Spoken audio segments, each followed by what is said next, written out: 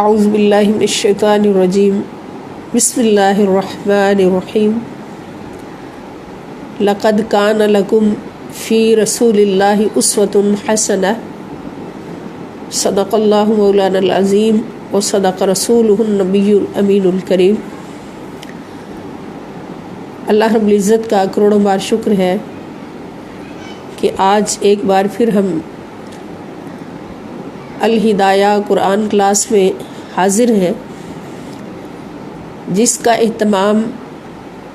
منہاج القرآن women league international کی طرف سے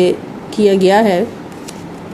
اور ہماری یہ کلاس بحمد اللہ تعالی منہاج القرآن ویمن لیگ فیصل آباد کے پلیٹ فارم سے جاری ہے۔ اللہ کریم ہماری اس ادنا کاوش کو اپنی بارگاہ اقدس میں قبول فرمائے اور ہمیں زندگی کے اعلیٰ مقصد کو پانے کی ہر لمحہ توفیق عطا فرمائے۔ نبی کریم صلی اللہ تعالیٰ علیہ وآلہ وسلم کے اسوہ حسنہ کے مطابق اپنی زندگیوں کو گزارنے، اپنی ان مختصر زندگیوں کو سجانے اور اعلیٰ سے اعلیٰ نبی کریم صلی اللہ تعالی وسلم کی بارگاہ اقدس میں اپنا سٹیٹس قائم کرنے کی توفیق عطا فرمائے۔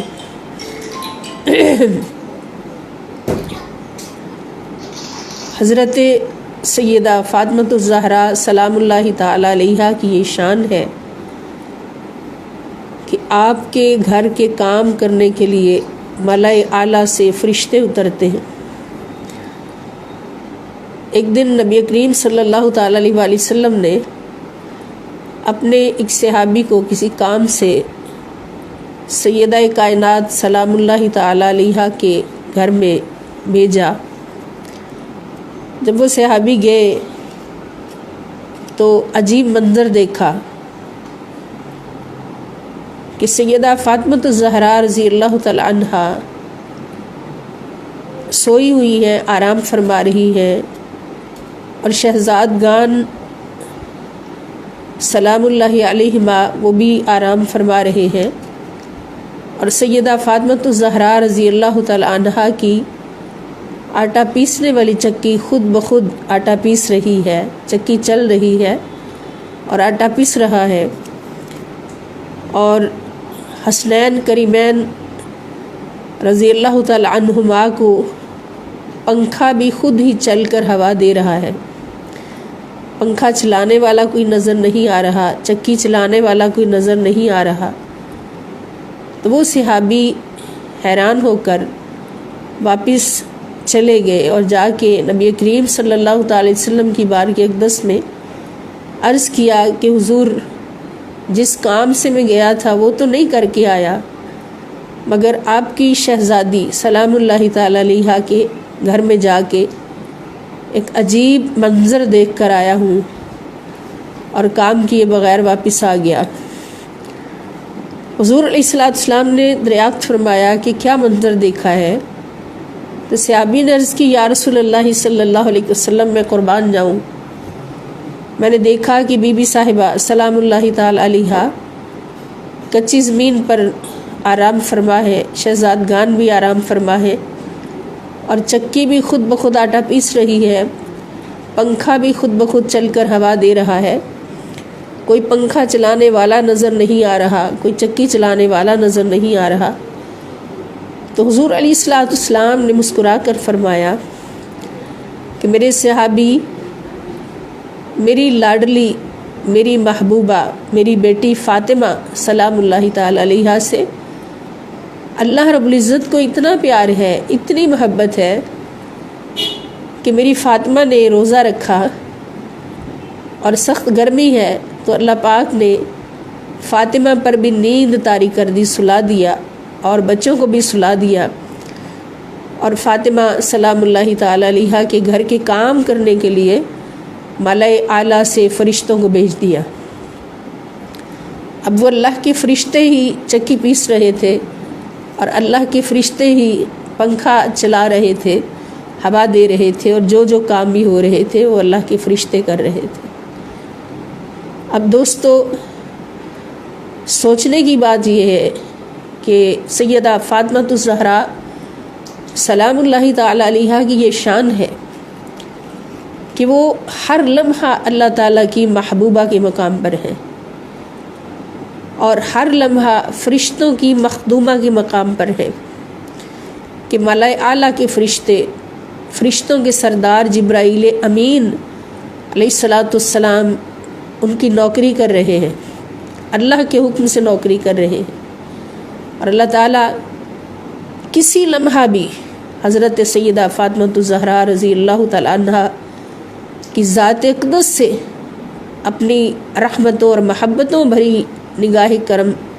ہٹاتے نہیں، ہر وقت اللہ کی محبتوں کی نگاہ کرم میں ہے۔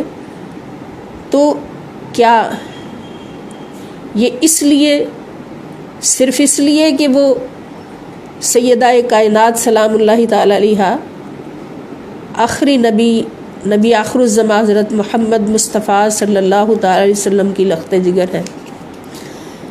کہ صرف حضور کی بیٹی ہونے کے ناطے نہیں، اس کے پیچھے اللہ کی اتنی عظیم توجہ، ساری کائنات کی، ساری دنیا کی خواتین سے زیادہ اللہ کی توجہ سیدہ کائنات سلام اللہ تعالی علیہا کی طرف ہے۔ اور اس کا سبب کیا ہے کہ سیدہ کائنات سلام اللہ تعالی علیہا صرف حضور کی بیٹی ہونے کی نسبت نہیں رکھتی، بلکہ حضور علیہ السلام کے ساتھ حضور کے اسوہ حسنہ پر پورا عمل کرنے کی نسبت رکھتی، حضور کی بیٹی ہونے کے ساتھ ساتھ آقا علیہ السلام کے اسوہ حسنہ پر عمل کرنے والی، سب سے زیادہ عمل کرنے والی خاتون، ان کا نام ہے سیدہ فاطمہ الزہرا سلام اللہ تعالی علیہا۔ تو اللہ پاک نے خواتین اسلام کو لقد کان لکم فی رسول اللہ اسوۃ حسنہ کا پیغام دے کر یہ بتا دیا کہ اللہ کی محبوبیت اگر خریدنی ہے تو پھر اسوہ سیدہ فاطمہ الزہرا سلام اللہ تعالی علیہا پر چلنا پڑے گا۔ عظمت والی عورت وہی ہوگی کہ جس کا کردار، جس کا اخلاق، جس کا اٹھنا بیٹھنا، جس کا بول چال اور جس کے رسوم و رواج، جس کا لباس، جس کا ظاہر و باطن، خدا کی قسم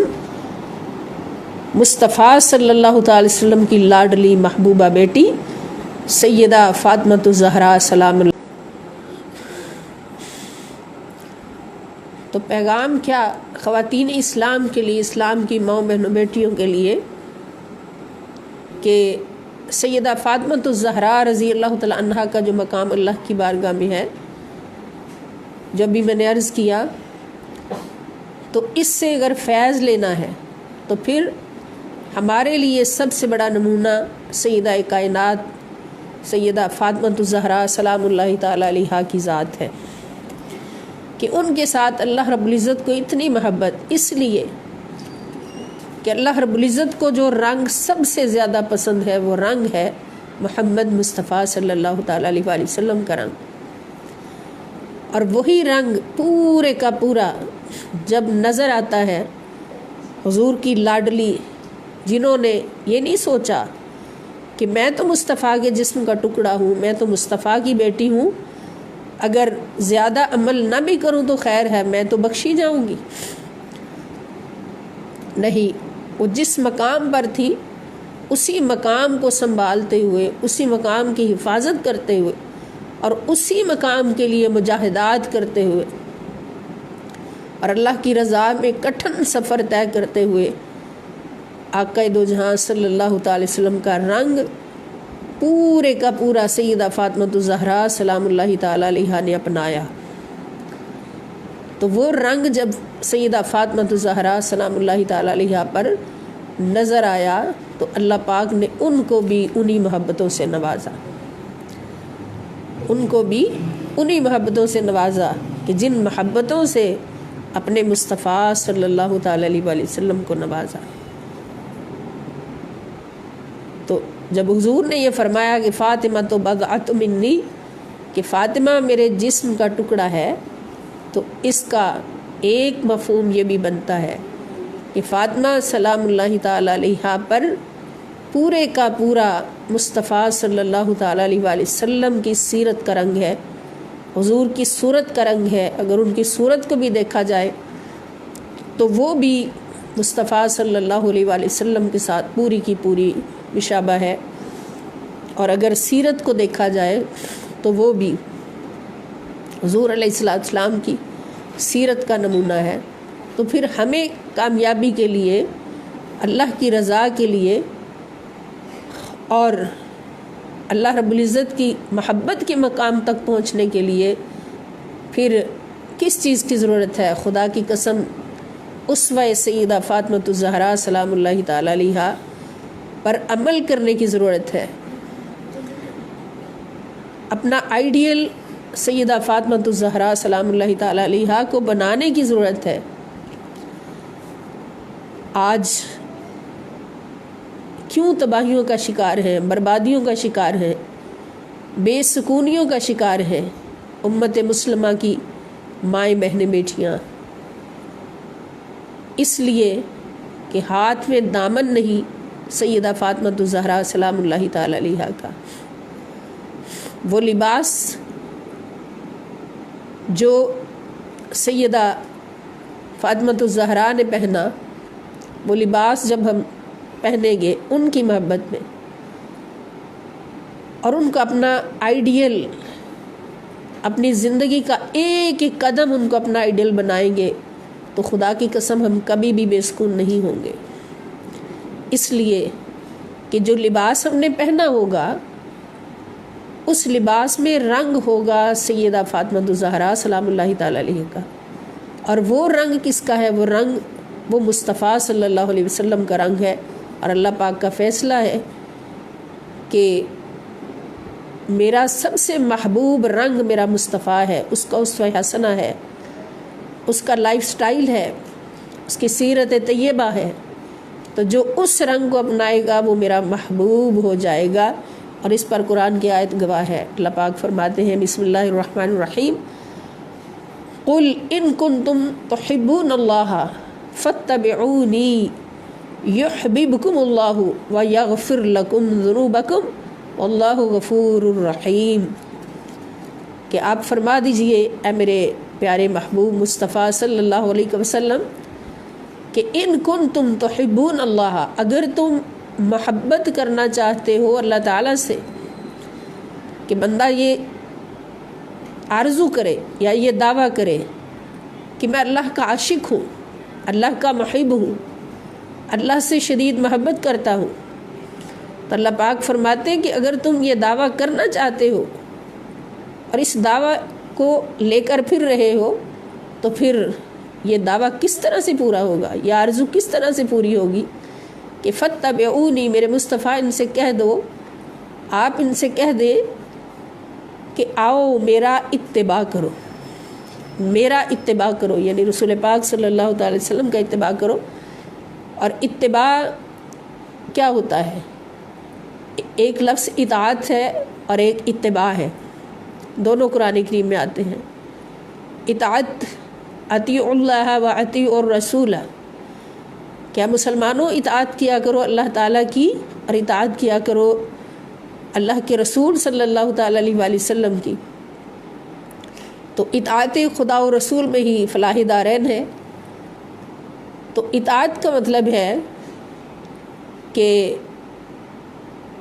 جو حکم ملا، جس کی اطاعت کرنی ہے، اس کی طرف سے جو حکم ملا اس کو ہم نے آمنا و صدقنا کہہ کے اس پر عمل کر لیا، بس حکم سنا اور عمل کر لیا۔ اللہ پاک فرمایا نماز پڑھو، نماز پڑھ لی، روزہ رکھو، روزہ رکھ لیا، اللہ کی راہ میں خرچ کرو، اللہ کی راہ میں خرچ کر دیا، اور فقط عمل جس کی اطاعت کرنی ہے اس کا حکم سنا اور اس پر عمل کر لیا۔ اور اتباع جو ہے اس کا مطلب کیا ہے؟ اتباع کا مطلب فقط حکم سن کر عمل کرنا نہیں، حکم دینے والے کا حکم سن کر عمل کرنا نہیں، بلکہ کسی کے عمل کو دیکھ کر اس عمل سے محبت کرنا۔ تو محبت تب ہوگی جب پہلے اس کی ذات سے محبت ہو، یا یوں کہیے کہ کسی کی ذات سے اتنی محبت ہو جائے، وہ مرشد ہو، اس کی ذات سے اتنی محبت ہو جائے کہ اس کا ہر عمل بھی محبوب ہو جائے، کہ جس طرح اس کی ذات سے محبت ہے تو اس کے عمل سے بھی اتنی ہی محبت کرنا،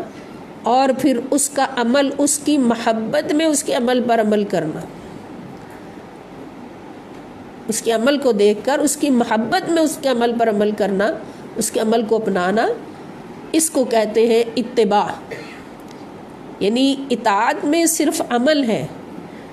مگر اتباع میں عمل سے پہلے محبت ہے، اور محبت بھی کوئی عام نہیں،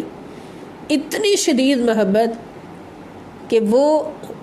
محبوب کے عمل پر عمل کرنے پر مجبور کر دے، اس کے بغیر سکون نہ ملے۔ اب اس کی مثال ہم دیکھتے ہیں کہ سیدنا ابو بکر صدیق رضی اللہ تعالیٰ عنہ صحابہ میں سب سے زیادہ حضور علیہ السلام سے محبت کرنے والے، اور ایمان میں سب سے اعلیٰ مقام پر، نہ سب کچھ حضور کی محبت میں قربان کرنے والے۔ تو ایک دن ایک جگہ پر بیٹھے اور لوٹے میں پانی لے کر وضو فرمایا، وضو فرما کر اٹھ کر کھڑے ہوئے اور آسمان کی طرف دیکھ کر مسکرائے۔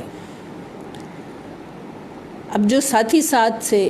انہوں نے پوچھا کہ حضور آپ نے یہ عمل کیوں کیا ہے کہ آسمان کی طرف دیکھ کر مسکرانا،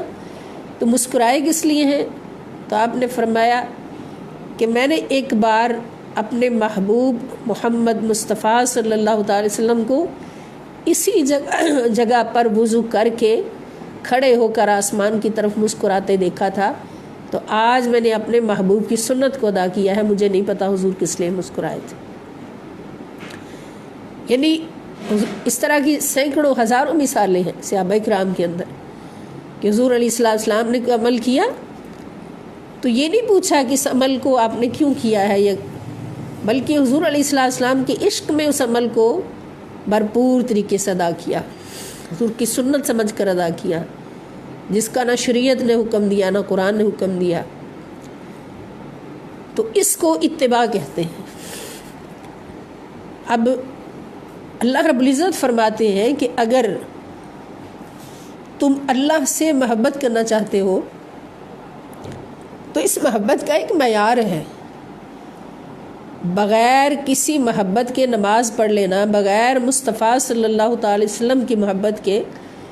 عبادات کر لینا، حضور کی محبت کی بات آئے تو اس پر فتوے لگانا کہ محبت ضروری نہیں، صرف سیرت کی پیروی ضروری ہے، صرف اطاعت ضروری ہے، محبت ضروری نہیں۔ تو اللہ پاک فرما رہے ہیں کہ میری محبت، مجھ سے محبت کرنے کا معیار ہے، اور وہ معیار کیا ہے کہ تمہارے دلوں میں میرا مصطفیٰ ہو اور تمہارے عمل میرے لیے ہو،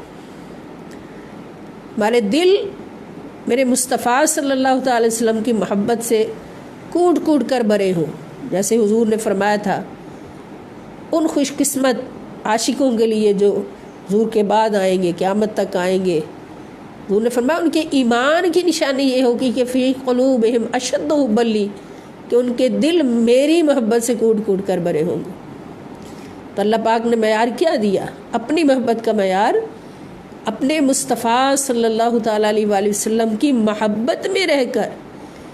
کہ دل میں اشد حب رسول اللہ صلی اللہ علیہ وسلم ہو اور ہم نماز پڑھ رہے ہوں، دل میں اشد حب رسول اللہ صلی اللہ علیہ وسلم ہو اور ہم عبادات کر رہے ہوں، نیک اعمال کر رہے ہوں، اس کو اتباع کہتے ہیں۔ پھر اللہ پاک فرماتے کہ جب اس معیار سے تم عمل کرو گے، اس معیار سے کہ تمہارے دلوں میں اشد حبا لمحمد صلی اللہ علیہ وسلم اور عمل ہوگا میری خاطر، تو پھر اس معیار کے عمل کرنے والوں کو میں اپنی محبت کا مژدہ جاں فضا سناتا ہوں، کہ وہ صرف میرے عاشق نہیں کہلائیں گے، وہ میرے محبوب ہوں گے۔ یحببکم اللہ، اللہ تم سے محبت کرے گا۔ تم تو خدا کے عاشق بننا چاہتے تھے، لیکن اس عشق کی طلب میں جب تم اس معیار پر پورے اترے جو اللہ رب العزت نے تمہیں دیا تھا، عمل کرنے کا معیار، عمل کی بنیاد محبت مصطفیٰ صلی اللہ علیہ وسلم ہو۔ اور دوستو آپ کو سمجھ آ گئی ہوگی کہ اس کے اندر حکمت کیا ہے، کہ محبت مصطفیٰ صلی اللہ تعالی علیہ وسلم ہی اصل ایمان ہے، اصل ایمان ہے۔ اور ایمان کے بغیر کوئی عبادت قبول ہو سکتی ہے؟ کوئی بھی عبادت ہو، کوئی بھی عمل ہو، اس کی قبولیت کی بنیاد ہی ایمان ہے۔ اگر ایمان نہیں تو کچھ بھی قبول نہیں۔ ایمان ہے تو ہر عبادت، ہر عمل قبول ہے۔ تو پھر اس معیار میں حکمت کیا ہے؟ اللہ پاک نے یہاں پر یہ نہیں فرمایا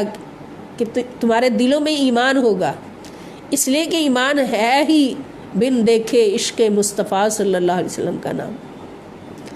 کہ دلوں میں اشد حب رسول اللہ صلی اللہ علیہ وسلم ہو اور عمل ہو، عبادت ہو۔ تو اس معیار پر جب تم پورے اترو گے تو پھر کیا ہوگا؟ یحببکم اللہ، اللہ تعالیٰ خود تم سے محبت کرے گا، تم خدا کی محبوب بن جاؤ گے۔ اور اس کی مثالیں ہمارے پاس 1.25 لاکھ صحابہ کرام، حضور علیہ السلام کے اہل بیت اطہار، اور خواتین کے لیے سب سے بڑا نمونہ سیدہ فاطمہ الزہرا سلام اللہ تعالی علیہا، کہ حضور علیہ السلام کی محبت پر سب کچھ قربان ہے، کہ زندگی کا ایک پلک جھپکنے کی دیر بھی سیدہ فاطمہ الزہرا سلام اللہ تعالی علیہا نے حضور علیہ السلام کی محبت کے بغیر نہیں گزارا، کیونکہ ہر آرزو حضور کی محبت پہ قربان، جو حضور کو پسند نہیں۔ اور محبت ہوتی کیا ہے؟ محبت صرف دعوے اور نعرے لگانے کا نام نہیں، محبت یہ ہے کہ محبوب کو جو چیز پسند ہے وہ ہماری پسند ہو جائے، اور محبوب کو جو ناپسند ہے وہ ہماری ناپسند ہو جائے، ہماری زندگی سے نکل جائے۔ جیسے مثال ہم خواتین اکثر سنتی ہیں کہ سیدہ فاطمہ الزہرا سلام اللہ تعالی علیہا کو سونے کے کنگن تحفے کے طور پر آتے ہیں، کہ بادشاہ کی بیوی بھیجتی ہے، آپ پہن لیتی ہیں۔ سرکار دو عالم صلی اللہ تعالی وسلم تشریف لاتے ہیں، اور اپنی لاڈلی کے ہاتھوں میں جب سونے کے کنگن دیکھے تو آقا علیہ السلام کے چہرے مبارک پر کچھ ناراضگی کا اظہار ہوا۔ سیدہ کائنات سلام اللہ تعالی علیہا تو ہر گھڑی اپنے بابا کے مکھڑے کو تک کے خوشی کا احساس بھی فرما رہی ہیں، ناراضگی کا احساس بھی لے رہی ہیں۔ تو جب دیکھا کہ بابا جان نے میرے کڑوں کو ناپسند فرمایا تو آپ نے فوراً وہ کڑے اتارے، بازار بھیجے، اور ان کو بیچ کر پیسے منگوائے، اور فرمایا کہ مدینہ کے غریبوں کو بلاؤ، ان میں یہ پیسے تقسیم کر دیے جائیں۔ تو جب حضور علیہ السلام دوبارہ تشریف لائے تو باہر غرباء کا شور سنا۔ آقا نے فرمایا یہ کیا ہے؟ تو سیدہ کائنات سلام اللہ تعالی علیہا نے سر جھکا کے عرض کی کہ حضور مجھے پتہ چل گیا تھا کہ یہ سونے کے کنگن آپ کو پسند نہیں آئے۔ آپ نے اتنا فرمایا کہ فاطمہ کیا آپ نے بھی دنیا کو پسند کر لیا ہے؟ دنیا ہماری وراثت نہیں؟ تو عرض کی حضور وہ کنگن بیچ کر اس کے پیسے غریبوں میں تقسیم کر دیے ہیں، یہ ان غریبوں کا شور ہے۔ تو آقا علیہ السلام اتنا خوش ہوئے،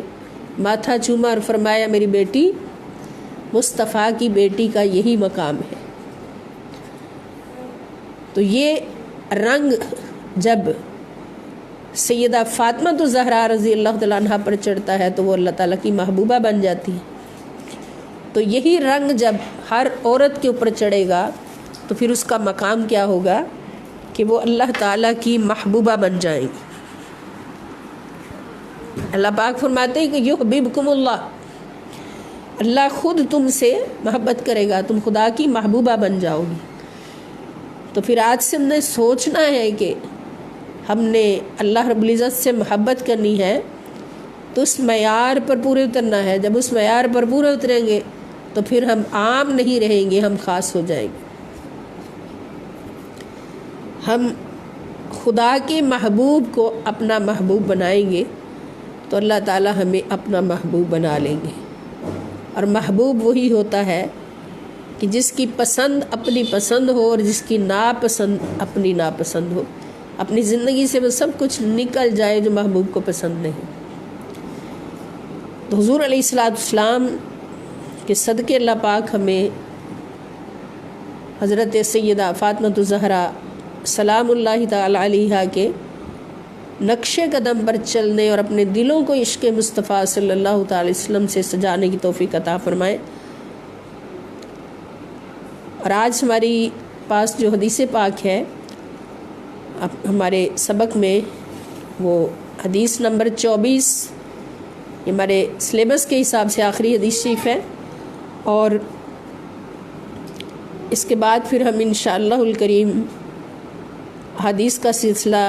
جاری رکھیں گے. سیدہ کائنات سلام اللہ تعالی علیہ کی شان اقدس میں جیسے میں نے عرض کیا تھا کہ جو کتابیں حضور شیخ الاسلام پروفیسر ڈاکٹر محمد طاہر القادری مدہ ظلہ العالی نے لکھی ہیں سیدہ کائنات سلام اللہ تعالی علیہ کی شان میں، تو اور ان کو اپنے لیکچرز میں 3 لیکچر جو ابھی دیے ہیں ان میں پیش بھی کیا ہے، تو ان کو ہم اپنے سلیبس میں انشاءاللہ الکریم چلائیں گے. اللہ پاک ہمیں توفیق عطا فرمائیں.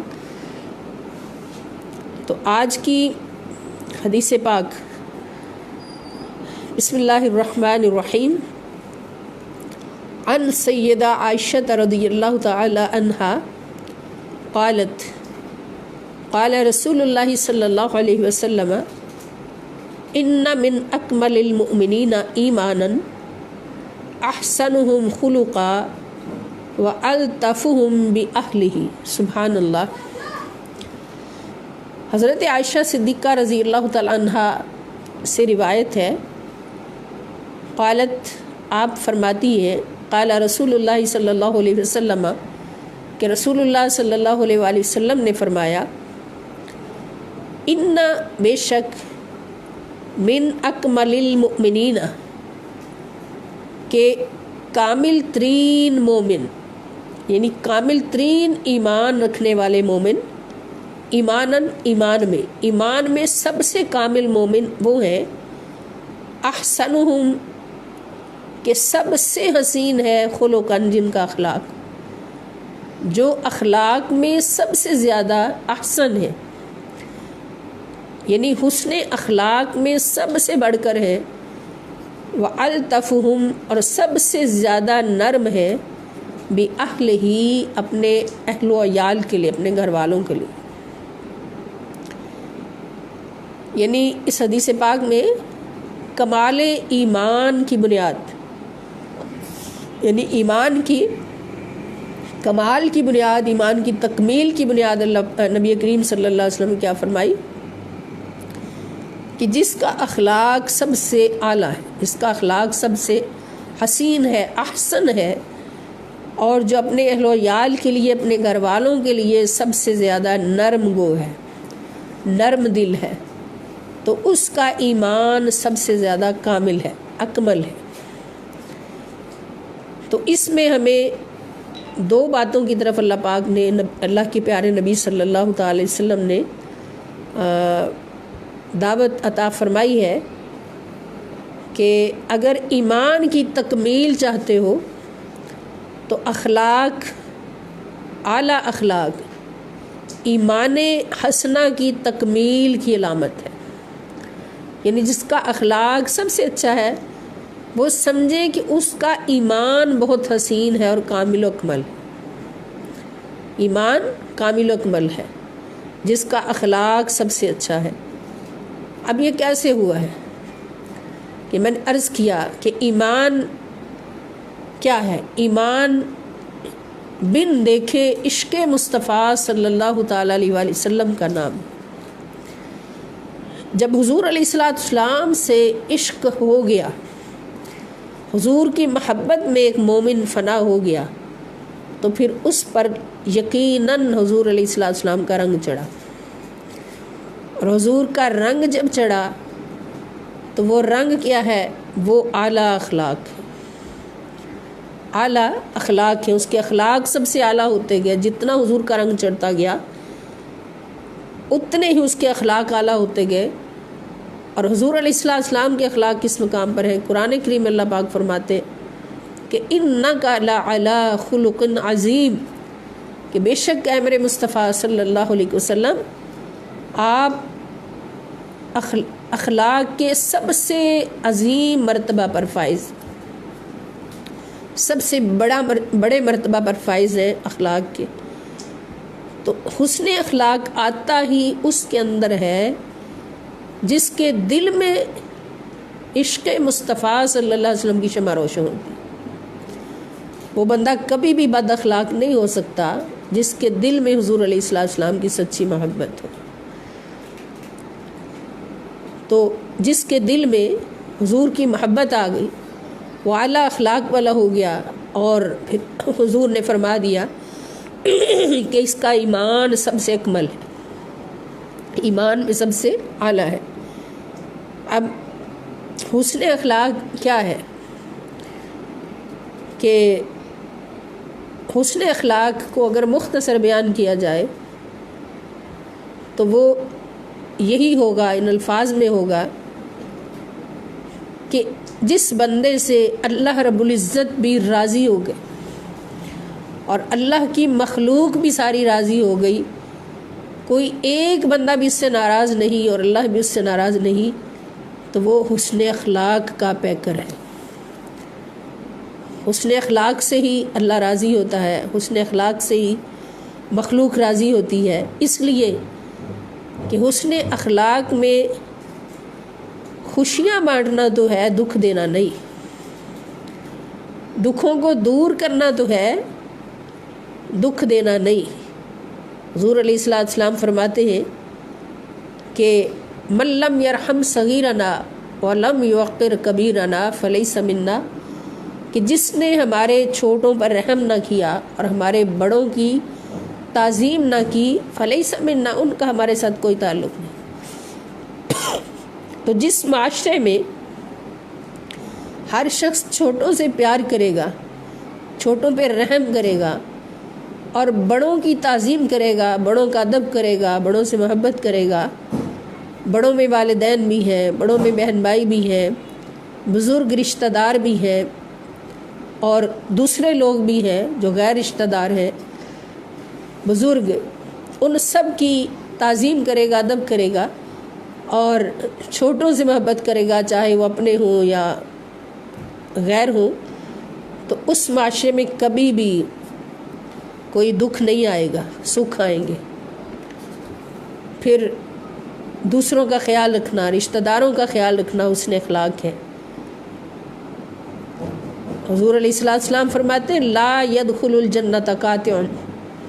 رشتہ داروں سے قطع تعلقی کرنے والا، رشتہ توڑنے والا کبھی جنت میں نہیں جا سکے گا، اور جو صلہ رحمی کرے گا، صلہ رحمی کرے گا، اس کے لیے جنت کے دروازے کھلے ہوں گے۔ اور صلہ رحمی کیا ہے کہ حضور علیہ السلام فرماتے کہ رشتہ داروں کے ساتھ تعلق جوڑنا یہ صلہ رحمی ہے، رشتہ داروں کا خیال رکھنا، ان کی ضروریات کا خیال رکھنا، ان سے محبت سے پیش آنا، یہ صلہ رحمی ہے۔ اور اگر کوئی رشتہ دار ہمیں کچھ دیتا ہے اور ہم اس کے بدلے میں اسے کچھ اتنا ہی اس کا بدلہ اتار دیتے ہیں تو یہ صلہ رحمی نہیں ہے، اس کو مکافہ کہتے ہیں، یعنی ہم نے بدلہ اتار دیا، اس کو صلہ رحمی نہیں کہیں گے۔ صلہ رحمی کہاں ہوگی؟ جہاں کوئی رشتہ دار تعلق توڑتا ہے تو ہم اس کے ساتھ تعلق جوڑتے ہیں، تعلق توڑنے والوں کے ساتھ ہم تعلق جوڑتے ہیں، تو اس کو صلہ رحمی کہتے ہیں۔ اگر کوئی ہمیں برا کہے تو ہم اس کو اچھا کہیں، ہم اس کی برائی کا جواب برائی سے نہ دیں بلکہ اچھائی سے دیں، اس کو صلہ رحمی کہتے ہیں۔ تو حضور علیہ السلام فرماتے ہیں کہ قیامت کے دن جب نیکیاں اور بدیاں میزان میں تولی جائیں گی تو نیکیوں کے پلڑے میں سب سے بھاری چیز جو ہے وہ حسن اخلاق ہوگا۔ حسن اخلاق کہ ہر بندے سے پیار کریں، ہر بندے سے مسکرا کے ملیں، ہر مسلمان بھائی سے، اور حسن اخلاق کی تربیت کے لیے اللہ پاک نے ہمیں سورہ حجرات میں بہت سارے نصیحتیں فرمائی ہیں۔ تو سورہ حجرات ہم پڑھ چکے ہیں الحمدللہ، تو اس کو دوبارہ دیکھیں تاکہ ہمیں پتہ چلے کہ حسن اخلاق کیا ہے۔ اتنی محبت کرتا ہے جتنا ان کا حق ہے، اور ان کو کبھی بھی اگنور نہیں کرتا، ان پر ظلم نہیں کرتا، ان کے حق میں کبھی کوتاہی نہیں کرتا، اپنا فرض سمجھ کر ادا کرتا، اور بیوی بچوں کو پورا ٹائم دیتا ہے۔ تو یہ حسن اخلاق کی، یہ حسن اخلاق ہے اور کامل ایمان کی علامت ہے۔ اور جو شخص اپنے گھر والوں کے ساتھ برا سلوک کرے، ان کی حق تلفی کرے، ان کے حقوق پورے نہ کرے، بچوں کے ساتھ بھی برا سلوک، بیوی کے ساتھ بھی، تو پھر وہ ایمان میں کمزور ہے۔ کامل ایمان جو ہے وہ اپنے اہل و عیال کے ساتھ اچھا برتاؤ کرنا، یہ بھی کامل ایمان کی نشانی، یہ بھی اخلاق حسنہ میں ہے اور کامل ایمان کی نشانی ہے۔ تو اللہ پاک ہمیں اس پر عمل کرنے کی توفیق عطا فرمائے، اور حسن اخلاق میں اعلیٰ سے اعلیٰ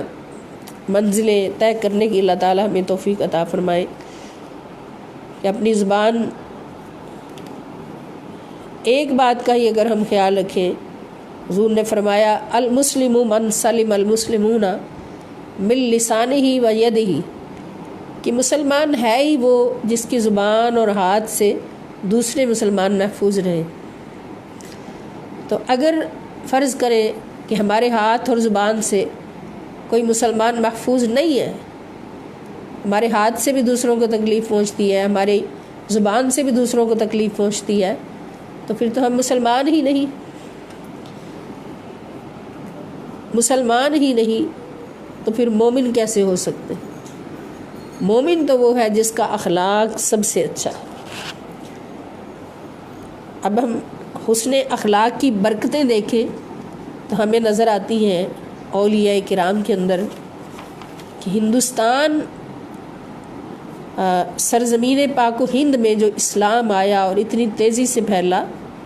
تو وہ کسی تلوار کے زور سے نہیں، وہ حسن اخلاق کے زور سے پھیلا ہے۔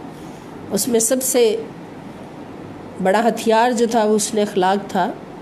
اولیاء کرام کا، اللہ کے دوستوں کا، اللہ کے ولیوں کا، کہ ہندوستان کی سرزمین پر بیٹھ کر حسن اخلاق سے جو دعوت دی ہندوؤں کو، تو 90 لاکھ ہندوؤں کو کلمہ پڑھا کے مسلمان کر دیا۔ 90 لاکھ ہندوؤں نے آپ کی دعوت کو قبول کر لیا۔ کس چیز کا صدقہ تھا؟ کہ حسن اخلاق کا صدقہ تھا، کہ کسی کو بھی یہ نہیں کہا کہ تو ناپاک ہے، تو ہندو ہے، تو ناپاک ہے، میری بارگاہ میں نہ بیٹھنا۔ ہر ہندو کو بھی گلے سے لگایا، ہر مسلمان کو بھی گلے سے لگایا۔ ہندوؤں کے بچے بھی آتے، ان کو بھی گود میں بٹھا کے پیار فرماتے۔ تو یہ حسن اخلاق تھا، یہ محبت تھی اللہ کی مخلوق کے ساتھ، جس نے یہ شرف ان کو عطا ہوا، جس کی وجہ سے کہ جو بھی آپ کی بارگاہ میں آتا، آپ سے ملاقات کرتا، آپ کے حسن اخلاق سے متاثر ہوتا اور فوراً کہتا کہ مجھے کلمہ پڑھا کے مسلمان کیجیے۔ حتیٰ کہ کم و بیش 1 کروڑ ہندوؤں نے اسلام قبول کیا۔ اسی طرح تمام اولیاء کرام، حضور داتا گنج بخش اجمیری رحمۃ اللہ تعالی علیہ ہیں، اور خواجہ معین الدین چشتی اجمیری ہیں، اسی طرح तमाम औलिया किराम ने आकर सरज़मीन पाक व हिंद में इस्लाम का परचम लहराया और उसकी बुनियाद हुस्न अखलाक थी। अल्लाह पाक हमें हुस्न अखलाक पर पूरा उतरने की तौफीक अता फरमाए।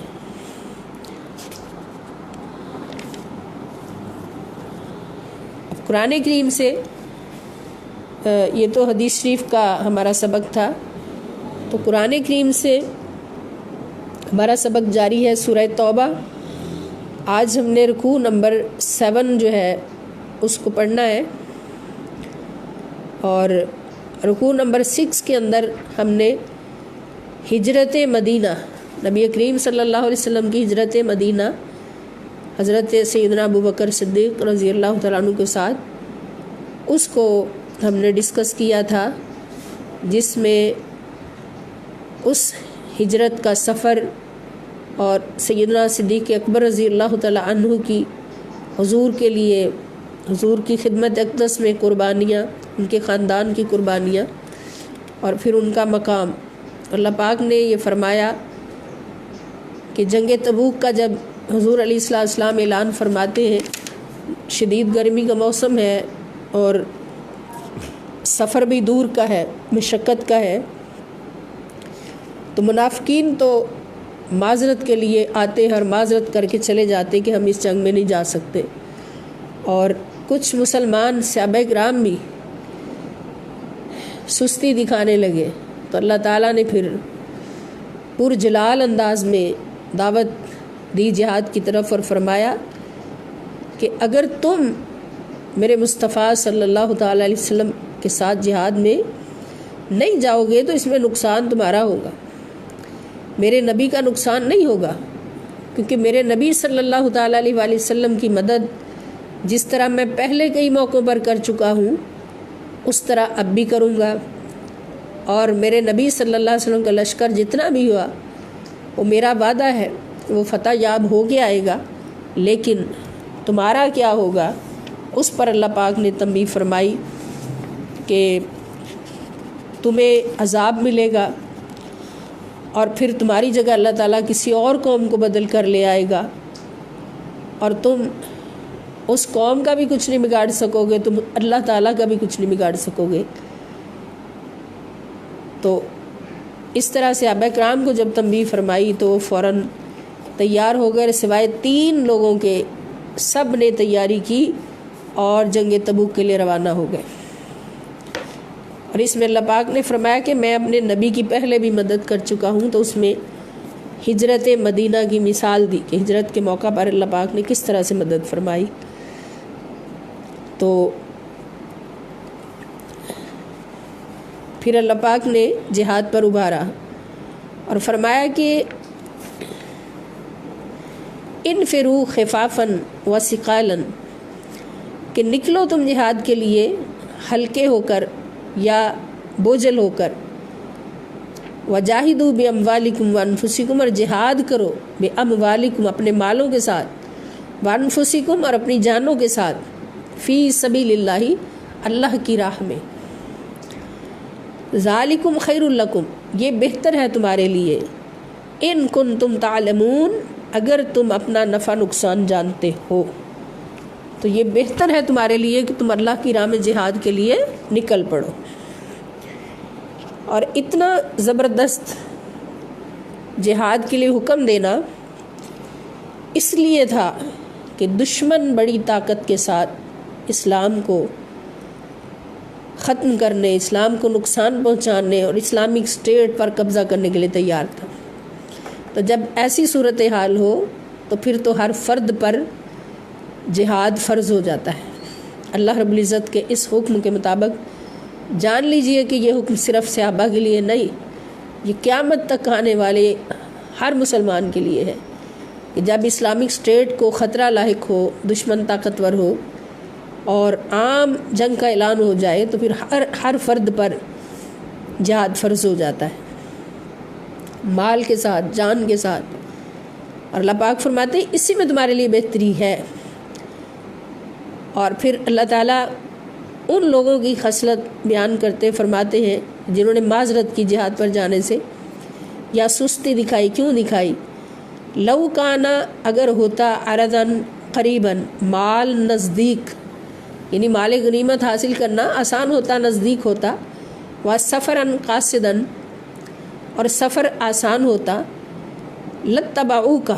یہاں یہ لا نہیں پڑھنا، اس کو لا پڑھنا ہے، لتبعوک، لم زبر لا، اس کے معنی ہے ضرور بر ضرور، تاکید کے لیے کہ ضرور بر ضرور، اتبعوک، وہ پیچھے پیچھے آتے آپ کے، اتباع کرتے آپ کا، اتباع کے بارے میں ابھی آپ نے سنا تفصیل سے، تو وہ ضرور آپ کا اتباع کرتے، آپ کے پیچھے آتے، ولیکن اور لیکن، بعودت علیہم، دور معلوم ہوتی ہے، بعید سے بعودت دور نظر آتی ہے، علیہم ان کو، الشقۃ مسافت، ان کو مسافت دور نظر آتی ہے، سفر دور نظر آتا ہے، وَسَيَحْلِفُونَ بِاللَّهِ، اور اللہ تعالیٰ فرما رہے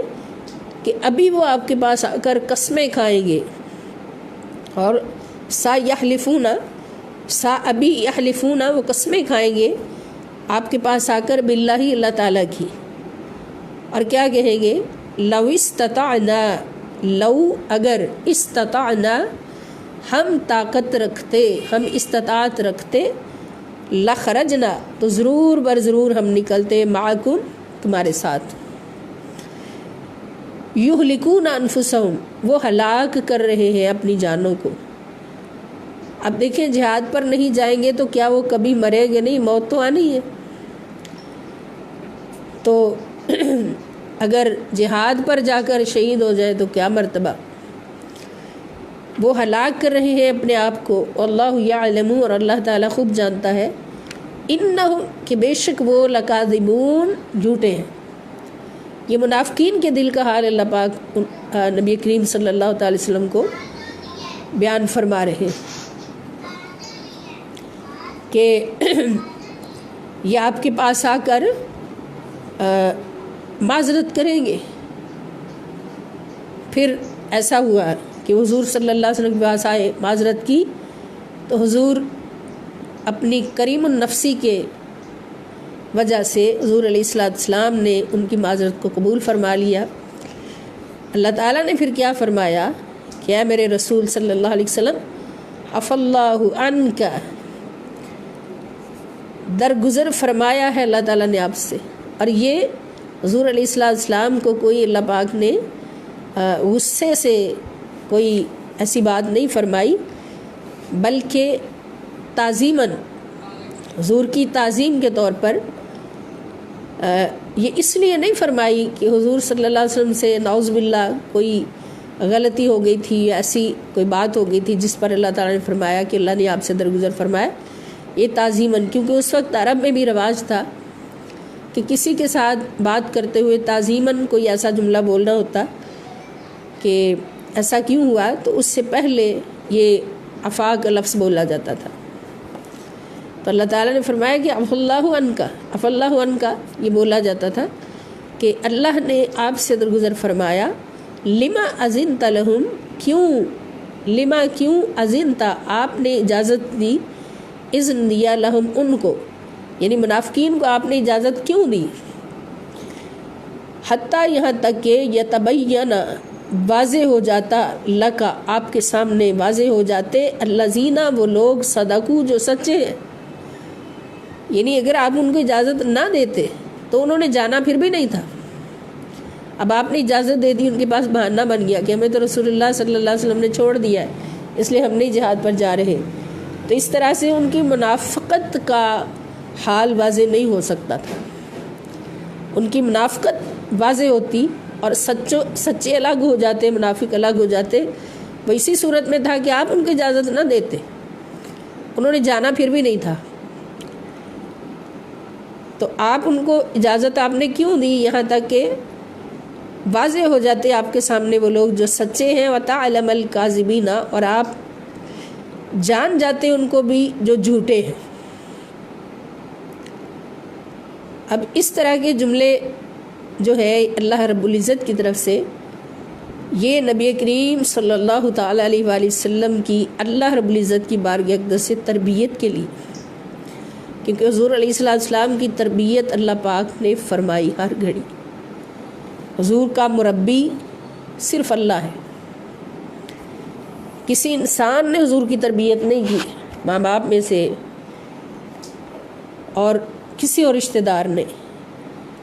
حضور کی تربیت اللہ پاک نے فرمائی، گواہی دی، الرحمن علم القرآن، کہ رحمان نے قرآن کی تربیت پر حضور علیہ السلام کو تربیت دی۔ اس لیے یہاں کوئی بھی یہ سوچ بھی نہیں سکتا کہ حضور علیہ السلام کو اللہ پاک نے غصے سے یہ فرمایا، نہیں، آپ کی تربیت فرمائی ہے کہ منافقین اگر اس طرح کی بات لے کے آئیں تو ان کے ساتھ یہ سلوک کرنا۔ لا یستأذنک الذین، اور حضور علیہ السلام کے وسیلہ جلیلہ سے تمام مومنین کی بھی اللہ پاک یہ تربیت فرما رہے ہیں۔ اللہ تعالیٰ فرماتے ہیں لا یستأذنک، کہ جہاد کے لیے نہیں اجازت مانگیں گے آپ سے، الذین، وہ لوگ، یؤمنون باللہ، جو ایمان لاتے ہیں اللہ تعالیٰ پر، جو اللہ پر ایمان لاتے ہیں، والیوم الآخر، اور آخرت کے دن پر ایمان لاتے ہیں،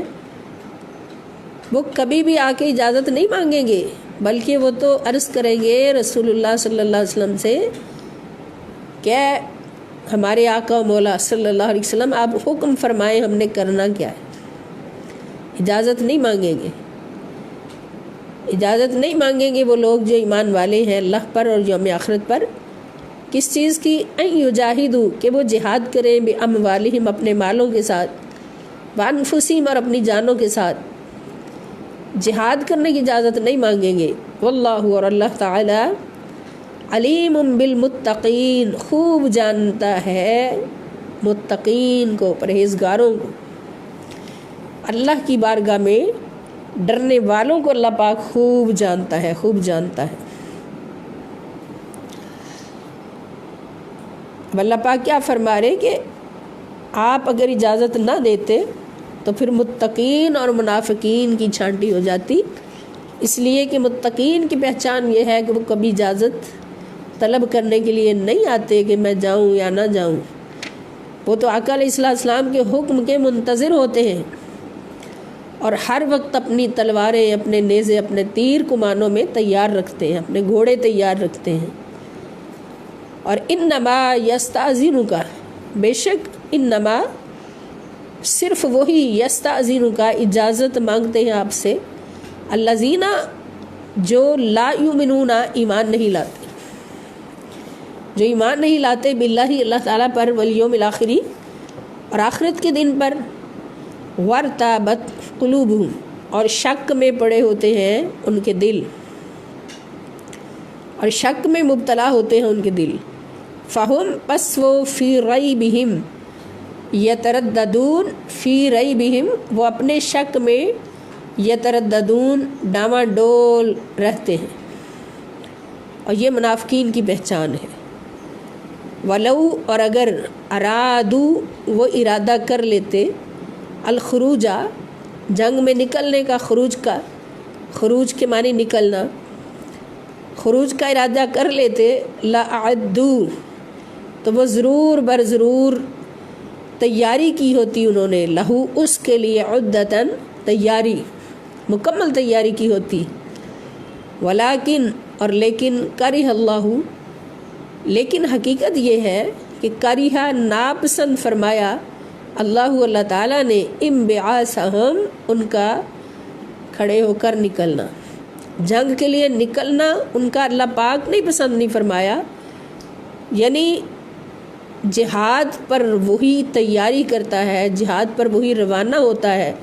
شہادت اور غازی ہونا، شہید ہونا اور غازی ہونا اسی کو نصیب ہوتا ہے جس کو اللہ تعالیٰ منتخب فرما لے۔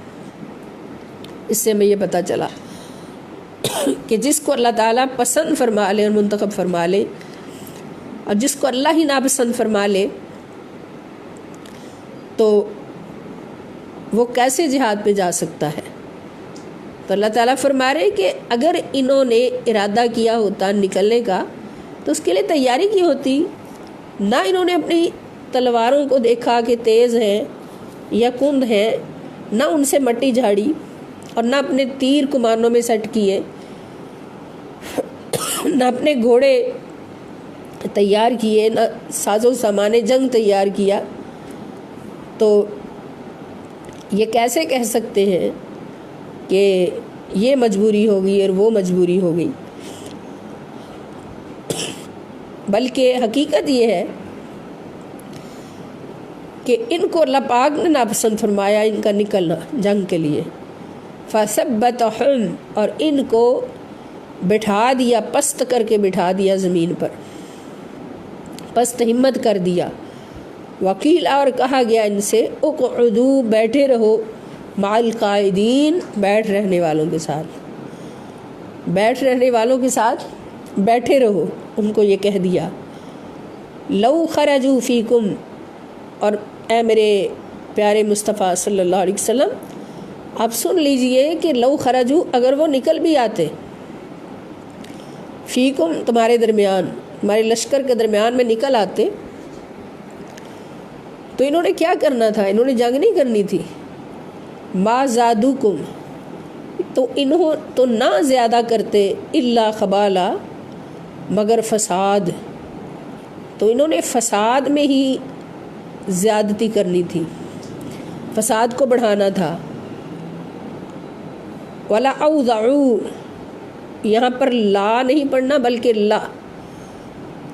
الف جو ہے اس کو پڑھنا نہیں ہے، سائلنٹ۔ ولا اوضعوا، اور ضرور بر ضرور، لام تاکید کے لیے ہے، اوضعوا ضائع کرنا تھا، خلالکم تمہاری آپس کی دوستیوں کو، یعنی آپس میں دوستوں کو انہوں نے لڑانا تھا، فساد پیدا کرنا تھا۔ یبغونکم الفتنہ، تھا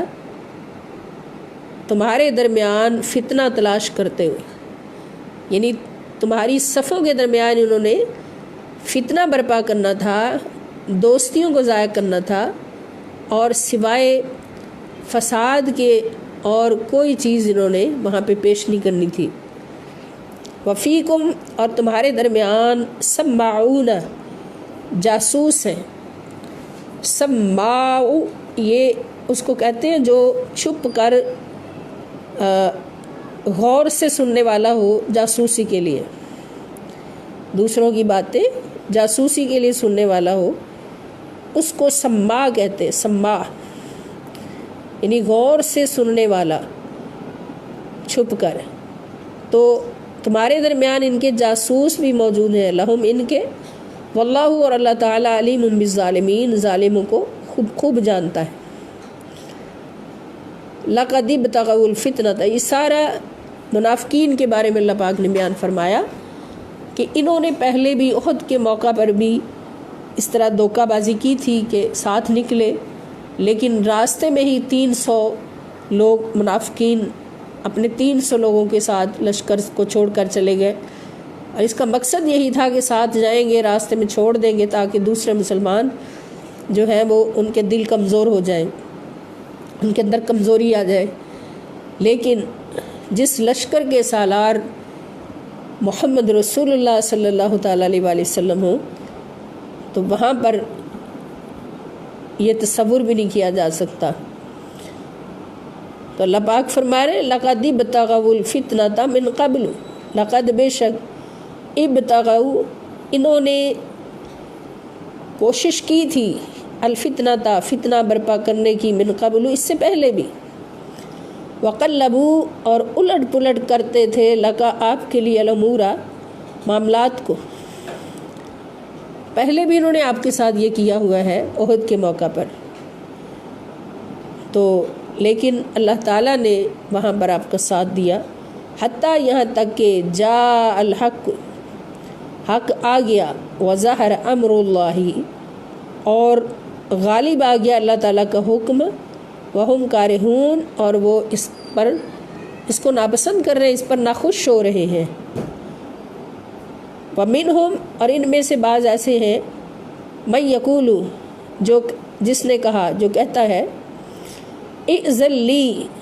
کہ مجھے اجازت دیجئے کہ میں گھر ٹھہرا رہوں، ولا تفتنی، اور مجھے آزمائش میں نہ ڈالیے، یعنی کسی نے آگے یہ کہا کہ میرے گھر میں کوئی ایسا کام ہے کہ جو مجھے جنگ پہ جانے سے روک سکتا ہے، اس لیے مجھے اجازت دے دیجئے، ایسا نہ ہو کہ آپ مجھے حکم فرمائیں اور اینڈ ٹائم پہ میں نہ جا سکوں تو پھر نافرمانی ہو جائے گی، اس لیے ابھی آپ مجھے اجازت دے دیں کہ میں نہ جاؤں۔ یعنی اس طرح کی فتنہ باز باتیں گھڑ گھڑ کے حضور علیہ السلام کے پاس آئے تو ولا تفتنی، اور مجھے آزمائش میں نہ ڈالیے۔ اللہ تعالیٰ فرماتے الا خبردار فی الفتنۃ سقطوا، فتنہ میں تو وہ گر چکے ہیں، آزمائش میں تو وہ پڑ چکے ہیں۔ وَإِنَّ، اور بے شک جہنم، جہنم لمحیطۃ،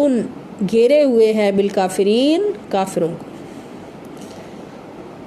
بے شک جہنم کافروں کو گھیرے ہوئے ہے، ان کا شمار کافروں کے ساتھ ہوگا اور یہ جہنم والے ہوں گے، نعوذ باللہ۔ ان تصبک حسنۃ، اور اللہ پاک نے فرمایا میرے مصطفیٰ صلی اللہ علیہ وسلم آپ سنیے کہ ان اگر تصبک پہنچتی ہے آپ کو حسنۃ کوئی بلائی، تسؤہم تو ان کو بری لگتی ہے، وَإِنْ، اور اگر تصبک پہنچتی ہے آپ کو مصیبت کوئی مصیبت، یقولو تو یہ کہتے ہیں قد اخذنا امرنا، بے شک ہم نے تو درست کر لیا تھا اپنا معاملہ، من قبل، اس سے پہلے ہی، وَيَتَوَلَّوْا، اور وہ لوٹتے ہیں، وَهُمْ فَرِحُونَ، اس حال میں کہ وہ بہت خوشیاں منا رہے ہوتے ہیں، یعنی اس حال میں وہ لوٹتے ہیں کہ وہ بہت زیادہ خوشیاں منا رہے ہوتے ہیں، یہ ان کا حال ہے منافقین کا۔ تو یہاں پر ایک بات عرض کروں گی کہ اگر کسی کے اندر ایک خصلت ہو کہ کسی کی خوشی کو دیکھ کر غمزدہ ہو جانا اور کسی کے دکھ کو دیکھ کر خوش ہو جانا، تو یہ منافقت کی نشانی ہے، اور اللہ تعالیٰ کو یہ پسند نہیں ہے۔ مومن وہ ہے جو دوسرے کی خوشی دیکھ کر خوش ہوتا ہے اور غم دیکھ کر غمگین ہو جاتا ہے۔ اللہ پاک ہمیں ایمان کی اعلیٰ منزلوں پر کامیابی عطا فرمائے۔ تو یہ منافقین کی نشانی کہ اگر آپ کو خوشی پہنچتی ہے تو ان کو دکھ ہوتا ہے، اور اگر آپ کو دکھ پہنچتا ہے تو یہ خوشیاں مناتے ہیں۔ قل، آپ فرما دیجئے، لن یصیبنا، کہ ہرگز نہیں ہمیں کچھ بھی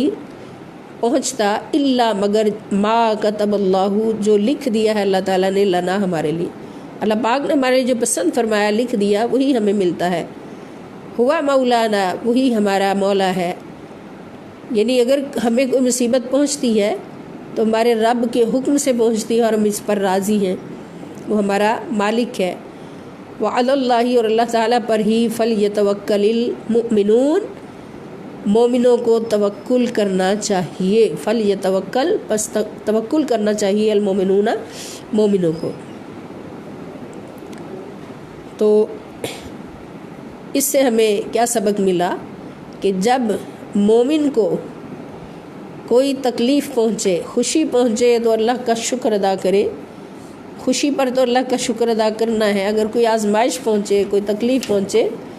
تو پھر بھی اس کی زبان پر یہی ہو کہ جیسے میرا اللہ راضی ویسے میں راضی، وہی میرا مولا ہے اور اسی پر میں توکل کرتا ہوں۔ انی توکلت علی اللہ، اللہ پاک ہمیں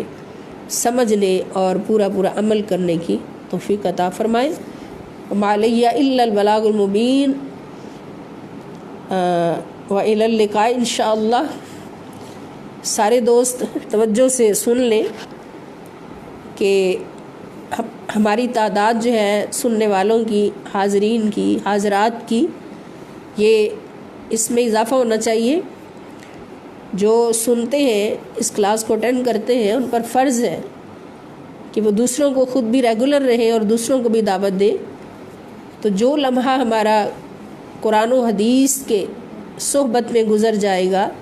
وہی حاصل زندگی ہوگا اور ہماری دونوں جہاں کی کامیابی پر ہمارا حامی ہوگا۔ اور یہ میں نے بہت شروع میں عرض کیا تھا کہ نبی کریم صلی اللہ تعالیٰ علیہ وآلہ وسلم کا فرمان عالی شان ہے کہ اگر کوئی مومن ایک لمحے کے لیے، اور لمحہ کتنا ہوتا ہے؟ آنکھ جھپکنے کی دیر، ایک لمحے کے لیے تکیہ لگا کر بیٹھ کر قرآن میں غور و فکر کرتا ہے، اللہ کی کسی آیت میں غور و فکر کرتا ہے، تو اس کو 70 سال کی عبادت کا ثواب مل جاتا ہے۔ 70 سال ایک عبادت گزار عبادت کرتا ہے، اور ایک مومن مسلمان فقط ایک لمحے کے لیے ٹیک لگا کے بیٹھا اللہ کی آیت میں غور کرتا ہے، تو اس کو 70 سال کی عبادت کے برابر ثواب مل جاتا ہے۔ اللہ پاک ہمیں اس مقام پر کامیابی عطا فرمائے۔ اور کل بھی انشاءاللہ الکریم کلاس ہوگی، ہر ہفتے میں بدھ اور جمعرات 2 دن 3 سے 4 بجے، ٹائم یاد رکھا کریں اور ضرور حاضر ہو جایا کریں۔ اللہ پاک ہم سب کا حامی و ناصر ہو۔ وما علیہ الا البلاغ۔ والسلام علیکم ورحمۃ اللہ۔